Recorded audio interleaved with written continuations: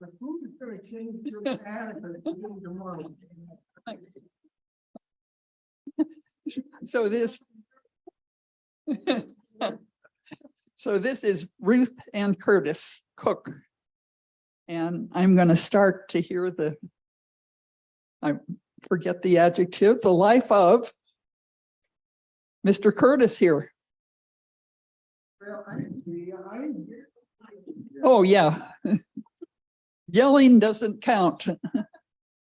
I can easily talk to 400 people without this kind of a thing. Well, But tonight I'll do it. If anyone, Anyway, I grew up as a desert rat in a place none of you have heard of. San Francisco, Raleigh, North Carolina. California, which is located in the Imperial County, which is notable for only two things. It's a farming area, desert. Actually, I guess it's about three things. One is it's below sea level, quite a bit. Raleigh's 113 feet below sea level. It has the highest rate of unemployment of any of California's 58 counties and always has.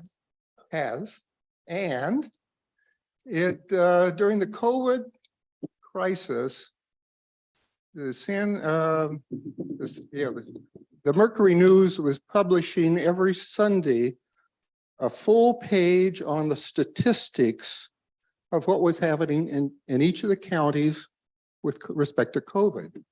Imperial County was noted because it always had the highest rate of deaths per capita. So anyway, that was my childhood. Actually, so that's just purely background for where I came from. It's a sort of a nothing kind of a place. My father, I think he finished high school. My mom was a university graduate, but my dad in his working lifetime owned over 36 businesses. He just bought and sold businesses, had a lot of fun. And as a consequence, he inculcated in me a spirit of entrepreneurialism, which may sound stupid for somebody who went into academics, but I applied it in academics, but that's more current history. Pardon? Oh, he had a chain of supermarkets in 3 counties in Southern California. Strange name, though. It was called Cook's Markets. So, anyway, that was his favorite business, his largest business. But anyway, yeah, Ruth says that's enough. Okay. All right, Ruth. Ruth, I'm in charge. I'm truly hoping so. I was just thinking, he said it has the largest unemployment. So you could get a job there. As a child, I started working when I was probably 7 or 8. My dad had so many businesses, but I'll share one. One of my earliest full-time summer employment was as a cat skinner. I think everybody here has already heard that. What?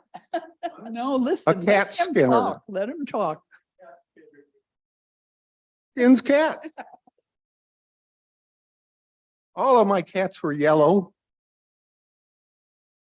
That ought to give a clue to somebody. That's what they called guys who drove Caterpillar tractors, the track layers, cat skinner. Anyway, I did that for 3 summers as a kid. And was it your father on the school board? He was elected to a lot of offices. He was on the school board when he gave me my high school diploma. Okay. But it was such a small town. It's only 13,000. Talk into the mic. Can you hear? If you can't hear, raise your hand. No, You're on. You're still on. Oh, I am? Yeah. Oh, Good. You're, what's coming next, Kate? well, tell me more about school. What did you major in and what were your interests? And did you have anybody that was a big influence on you? I was interested in girls. That's for commercials. Now get on with the, Actually, after I graduated from high school, I went to the University of Redlands, which was fortunate because it was where I ultimately ended up meeting my bride to my left. talk in the mic. They can't hear. Okay, all right. That's just, well, never mind. I'll talk into this Okay, thing, you but better. You're in trouble if you don't. I had rather just shout to a group because with 400 people in the audience, it's easy to reach the last person. But anyway. Anything else? Well, did you finish telling us all Well, of that? I did, major. I majored in business and economics. Well, what about? Okay, I mean, as long as I'm into it, I have always believed in the power of serendipitous conversations as potential life-changing events. If you have the tenacity to understand what is being said and how it could affect your life. As an example, at the University of Redlands, I had been going for 3 years with another woman other than Ruth, and broke up during the summer between my junior and senior year. I went into my senior year as president of my fraternity, and we were having a large fall formal dance at a country club in Riverside, California, about 20 miles away. Anyway, I had been out of circulation for so long that I approached a fraternity brother by the name of Ken Shin. He's still a very close friend. I sent an email to him within the last 2 weeks. Anyway, I asked Ken over coffee one morning, I said, Ken, who am I going to invite to this bloody fall formal? I've got to appear. Then he says, well, why don't you ask Ruthie? She broke up with me last summer, so she's in the same boat. So He So just I got a said- dirty look. So I said, oh, Ruth Ellis? Yeah, she's bright, she's cute, great personality. Don't know that she'll accept, but I'll follow your advice and ask her. So I did.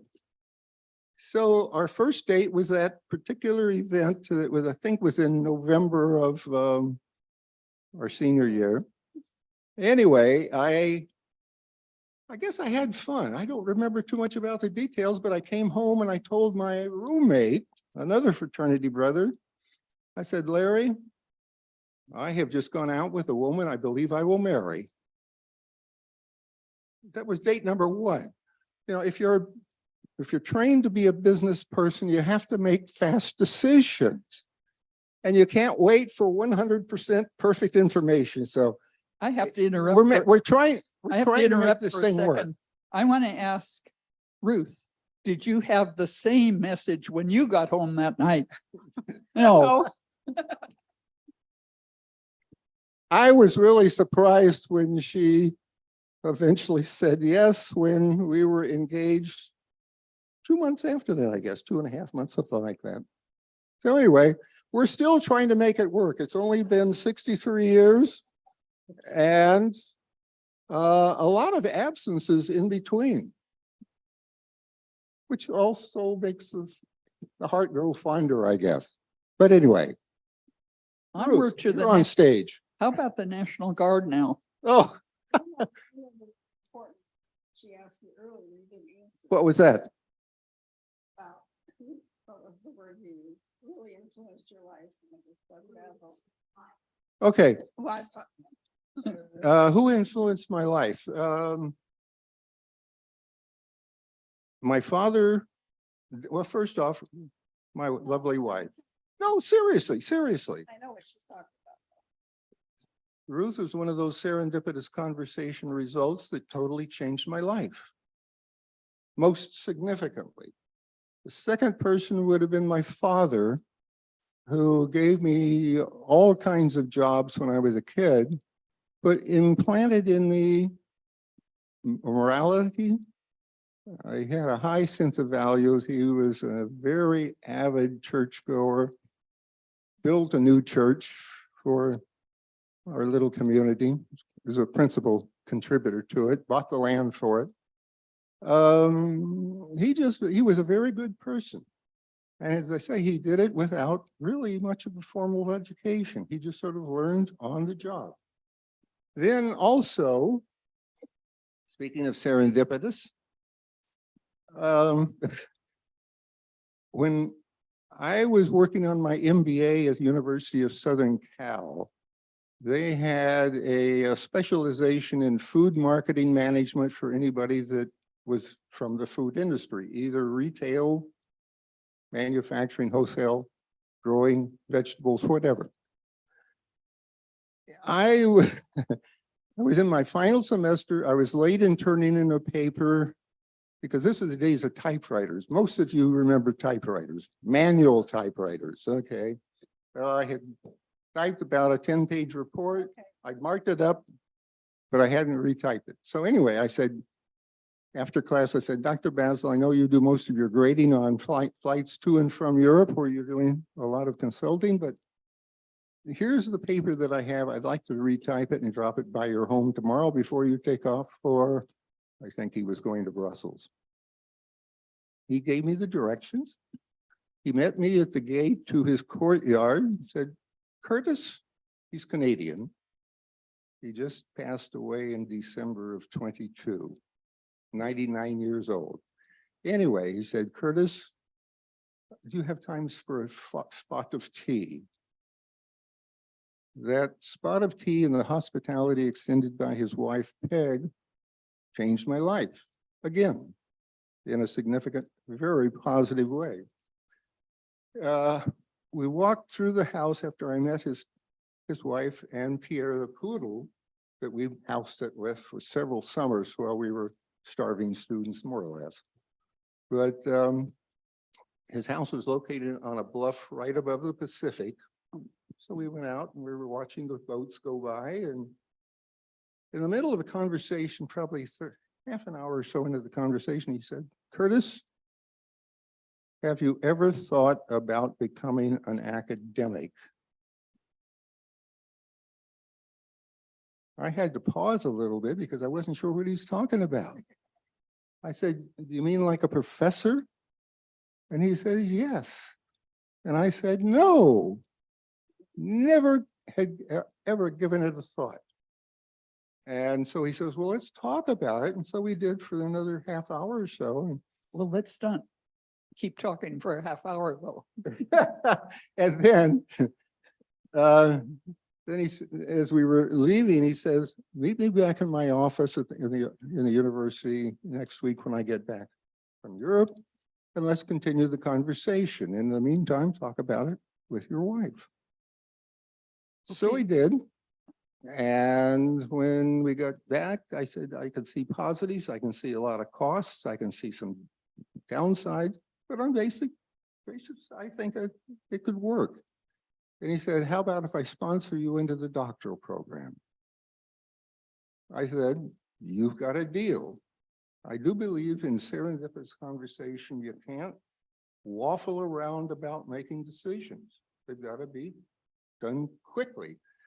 Very few people would agree with that philosophy, but it's worked for me in several instances.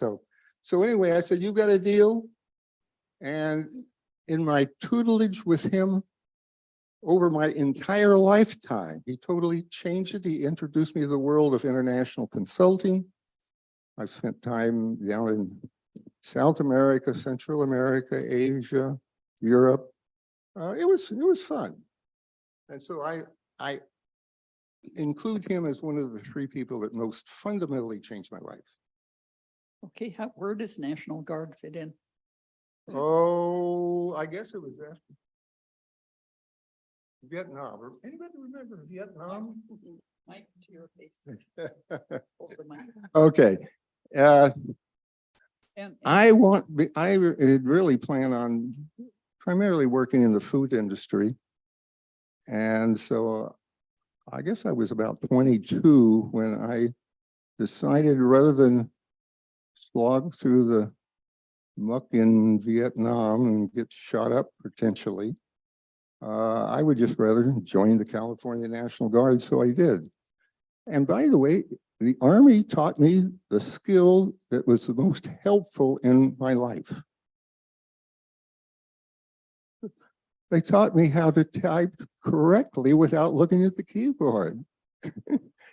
And that was before computers, but even after computers, I probably did 20,000 pages or so. So anyway, it was good. I loved the Army. I was in total for 6 years, off and on, summer camps primarily. how about where you taught? Oh, let's see, I've taught at Southern California, University of Southern Cal, Edwardsville, Illinois for Southern Illinois University. We have a home on the lake. That's where the kids grew up. And San Jose State. I was there for 16 years, I guess, associate dean for a while. And most recently at the University of San Diego, which was for me, a very transformative and fulfilling experience. Best academic experience I ever had. Santa Clara, didn't you? No, no. Oh, that was. Ruth went to Santa Clara. It's a little local school. Oh, yeah, I've heard of it. Anyway, yeah, I probably spent 40 some years in higher education. Never planned to until that fateful conversation with Doug Basil. Would you like to know why the National Guard didn't go to Vietnam? They didn't go because they were the first ones into Korea. It was the 40th Armored Division. Right. 40th Armored Division. That's the only reason they didn't go to Vietnam. Ruth doesn't appreciate now, but one of the things I tend to do around 7 o'clock most weekdays is watch MASH. Why? Because I was a company clerk and MASH with radar, he was my idol. So anyway. Okay, well, let's give Ruth a turn. Do you want to Okay. start? Yeah, What's your question? Oh, well, first of all, I want to thank you all for coming. That's very, very nice of you. I really appreciate it. I was only expecting about half a dozen people. well, there are people on Zoom, so be careful. Okay, all right. Watch yourself. I just want to get to come and hear all of you. Yeah, well, I was know. told if you don't show up, I can call on anybody in the audience. Let's tell, the same story is not the same as his, but how did you start and what about school? What about your interests? Okay, let's see.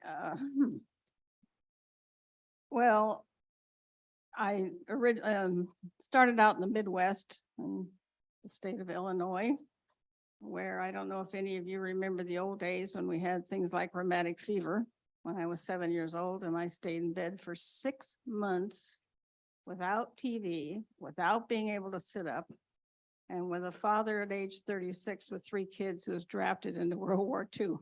It was a tough time. But when I got better only because penicillin was invented. And I had one of the very first shots anybody ever got of penicillin, and forever I'm grateful for Be that. sure to hold the mic close. Okay. So anyway, when I got well, the doctors told my parents we had to move out west where it was a lot warmer. And so we were going to San Francisco. My father was back from the war by then and was in an insurance company. And we were going to go to San Francisco. But a day out, he called in and they said, oh no, you're going to have to go to Los Angeles. And he said, well, why? because they had just hired a new CEO with my dad's exact last name, Raymond Lawrence Ellis. All So- names, all three names. All three names were identical. So we ended up going to Southern California then, and I grew up in San Gabriel Valley there. One of the interesting things in my younger life was because of the rheumatic fever and all that, I was never allowed to run or play in PE. And somewhere around middle school, they discovered that marching was different from running. So I became a majorette, which was really a lot of fun and different parades. And I got to twirl for the Rams at the Coliseum. And so that was, I think, one of the greatest contributions to my health in the long run, because otherwise I would have been sitting around all the time getting fat. Because when I got out of bed, I was very fat.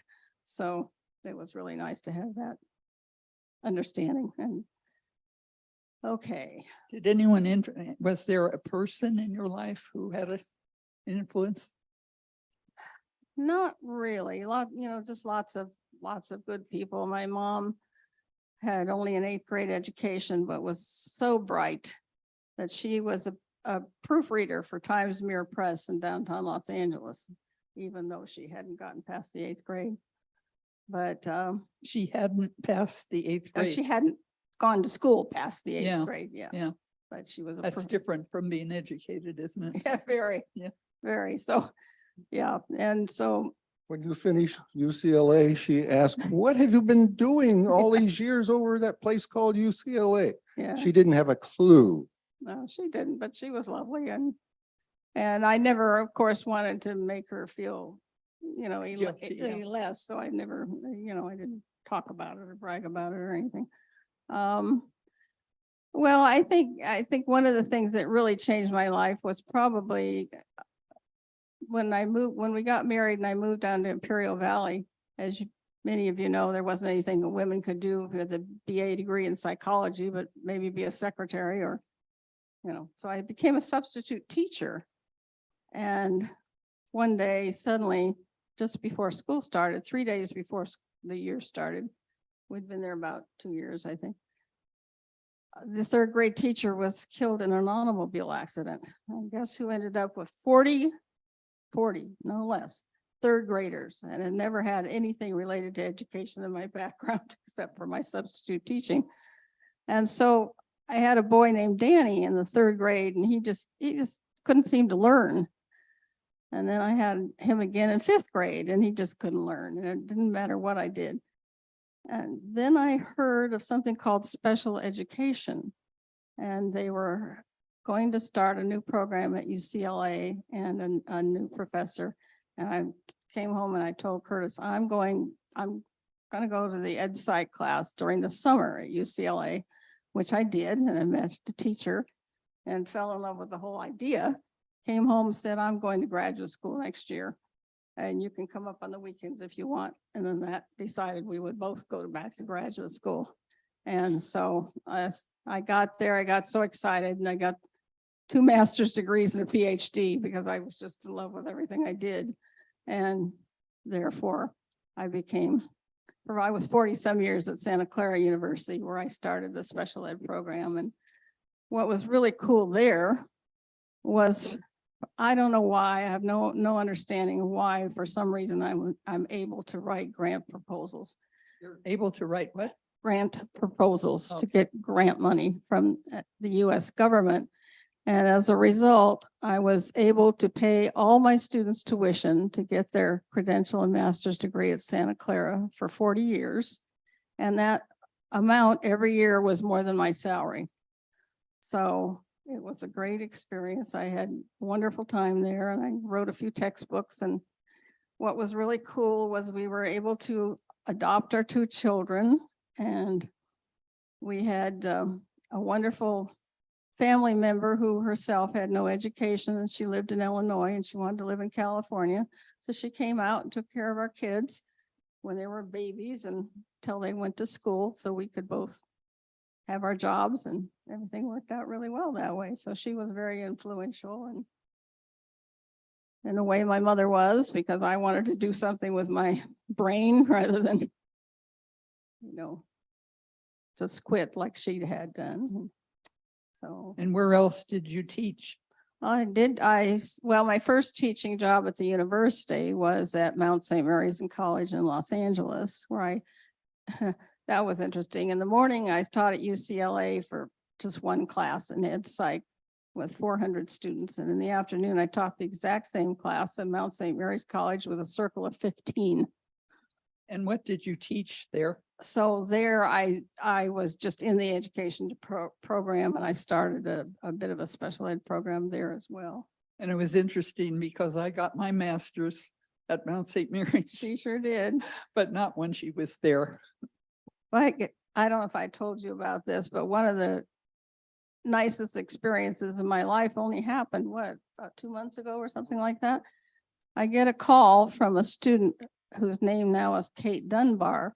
And she said her son, she had been a nun at Mount St. Mary's College when I taught there. And she left being a nun, and she had a son who looked up on the website at Santa Clara because he wanted to go to law school. And anyway, he saw my name there. So she wanted to come up and see us here. So she came up for a day, and it turns out that I didn't even know what she came up because she wanted to spend time with me and tell me how I had changed her life. And I said, well, what do you mean?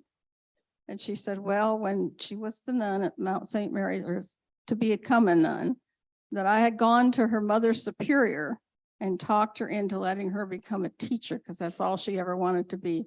And I don't remember that for a minute that I'd done that. So She was supposed to be in a nursing program. yes, which- she was supposed to be in a nursing program. Yeah. All of the nuns were supposed to become nurses at that time at the Mount. So that was kind of an amazing thing to have happen just a couple months ago, actually. And So, that's just one you heard from. Imagine how many others. well, I hope so. Yeah, I hope I'm so. sure. Yeah, no, I am fortunate. I do have, and now because I'm officially blind, as most of you know, and apologize for often not recognizing you. And You have an excuse. I do have an excuse, but it's tough. But when did I start to say that? So, I do forget things. Why I was saying that now, I don't remember. Do you want to tell us a little bit about your two children? Yes, we have two children. Christopher, we adopted when he was 2 months, or about 6 months old, something like that. 6 weeks. Six, or whatever it was. He was 6 about weeks. 6 weeks, and I got him like 2 months after I got my PhD, because I said no children until I'm finished. And so I finished my dissertation, and then we got him, and he's now 53, I guess, and doing very well. And our daughter was 11 and a half months old when we got her from Los Angeles County Adoptions, and she's living here in Los Gatos, far away on Kennedy, and she's very lovely, and we were incredibly lucky. And So where does your son live? he lives in San Diego, Okay. He lives where my shirt is, Coronado, yes. Coronado. Yeah. Which was a home that I bought when I went Okay. down. Just a second. When I went down to the University of San Diego to become dean of the School of Business, and that's another story. Yes, it is. But anyway, Why not let Ruth finish though? yeah, go right ahead. Well, our son works for PricewaterhouseCoopers. He's, when he was here in Los Gatos High School, somebody was talking to at lunch today about their kids had never gotten in trouble as teenagers. And I said ours hadn't either. And I was forever grateful to the DMLA because my son became the master counselor for all of Northern California. So that kept him out of trouble. And then my daughter was honored queen of Job's daughters here in Los Gatos. So that kept her out of trouble. So What was the last? I didn't hear. Kimmy was the honored queen of Job's daughters. I don't even know if they have those here in Los Gatos anymore. That was some time ago, of course. And so they were great kids. It was a real pleasure to get them. And that was Los Angeles County Adoption Agency, just like that. So, if you have any family interested in adoption, it can be pretty cool. Okay. Just to comment along the lines of adopted children, and I know that we've talked to several people here who have adopted, Mhm. but Ruth has become a major Oh. advocate for parents who have children with fetal No, alcohol. not parents. Parents who have adopted children with adopted fetal, children. fetal alcohol spectrum disorder.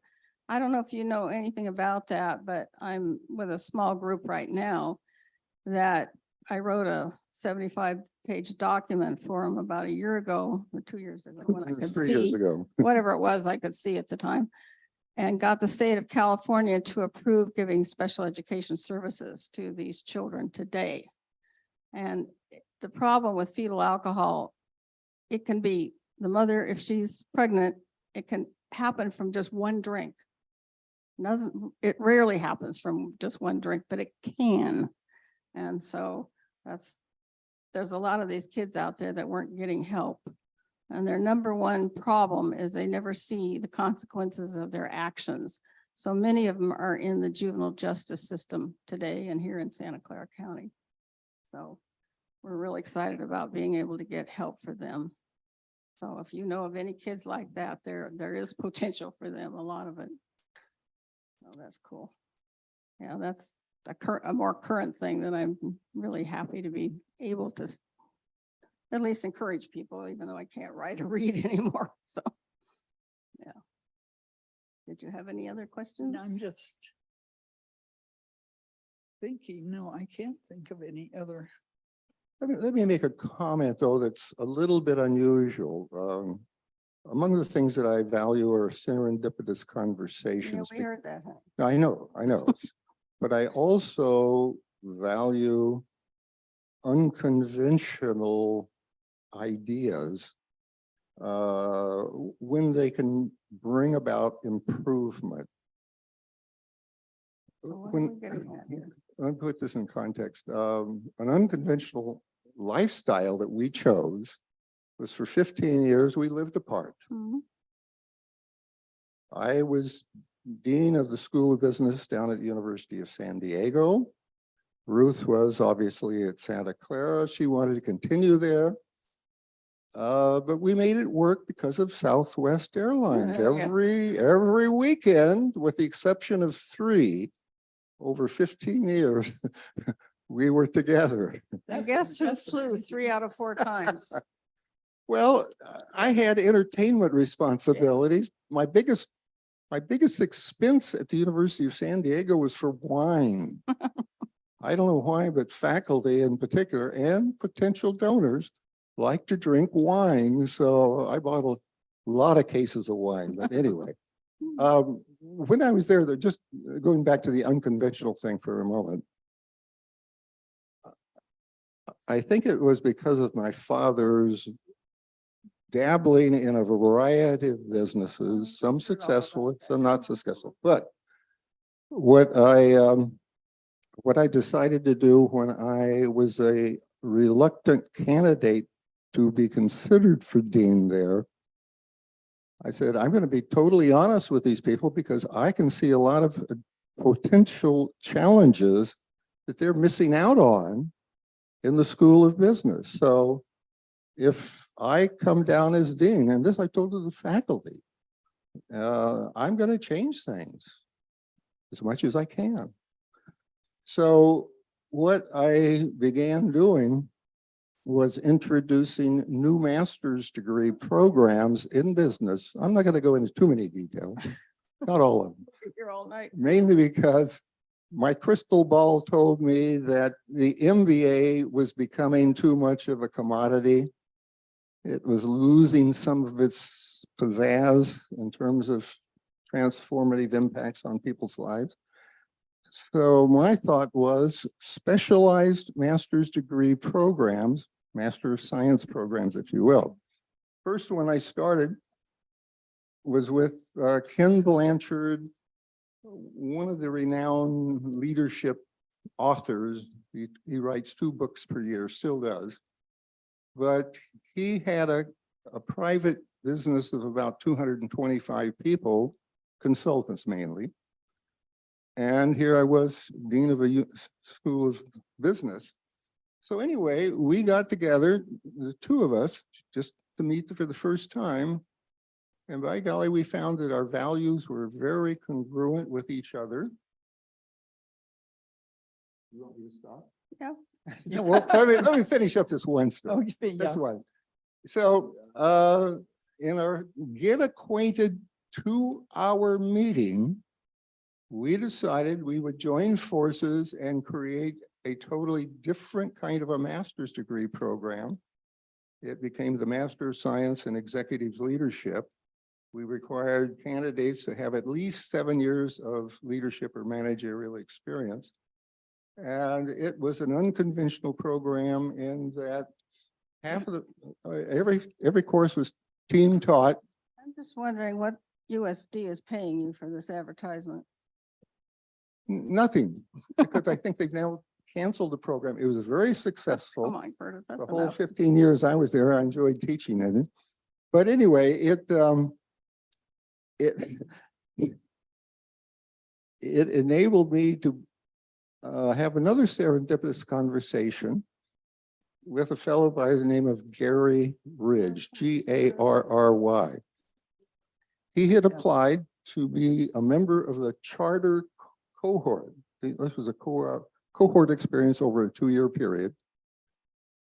He had been turned down when he applied to San Diego State for their executive MBA program. I took a quick look at his application. I said, this is a no-brainer. San Diego State was out of their mind. His title, Chief Executive Officer of WD-40, To know if all of you have heard of, I'm sure. probably the most well-known business of San Diego County. It's a small firm. You So, know, I but, think, but anyway, I said, I got to admit, Gary, and that we gave him a chance for me to call him and ask him a few questions. They had turned him away on a technicality because, like so many people outside of the United States, graduate programs are often only 3 years, or excuse me, baccalaureate programs are. He had had a 3-year technical background, had been working for about 20 years with WD-40. But anyway, I admitted him. He became the biggest donor to the School of Business, University of San Diego, when I was there. He decided he wanted to teach a class. He had all of his board meetings, all of his executive committee meetings at the university. He became a great friend. And we would get together once a month at the Coyote Cafe I think for it's, breakfast. Anyway, I think it's time. doing unusual That's enough. things. That's enough. Ended up starting about 6 degree programs, masters in business, and started a school of engineering. Can I tell you, one of the best things in my life is the people here. And the lucky, I feel lucky that I'm here. I want to ask you too, how did you find here? Well, we watched them build the Oh, terraces way back when, because we've lived in Los Gatos all this time. So somehow this was always the plan. so you saw it being built. Yeah. Okay, This is our 5th residence in Los Gatos okay. over the last 40 some years. You know, I think we should stop now and get questions from the audience. First, anybody have an immediate one that we all can hear? You have to promise not to lecture back. So then let's just have you come up and visit with them. And thank you all for coming. Thank you for doing this. Thank you very much. I really appreciate it. Anyway, life has been good. And it's actually getting better in some ways here at Terraces. Okay. Thank you very much. Making this possible and doing this for people, and I shall come to all of them. you have certain days in the month, certain days of the month or anything that? Tuesday of the month. We first put it in the month and then the third Thursday I do staff. Oh, you do? Staff. Yes. Oh, gotta get that. Oh, dear. Yes. I didn't know that. I haven't told you yet, but I know it's gonna be, two in the lot. Oh, that's wonderful. Are they off? Bruce, I'm kind of, one of the writers, the rag. Haven't you started a low vision? Good work. Oh, yeah. Okay, And see, it was fun, wasn't it? when is your autobiography coming out? What? When is your autobiography coming out? I hate talking about myself. Stand out here so they can talk. Oh, I thought, no, we have a rag meeting every No, Thursday. I told him it would be fun. 11.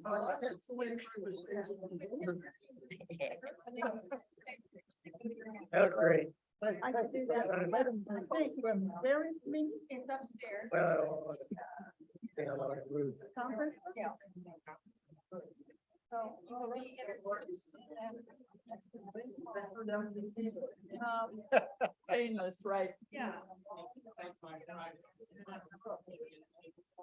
Yeah, I would like to write about that because I have a feeling it's one of those.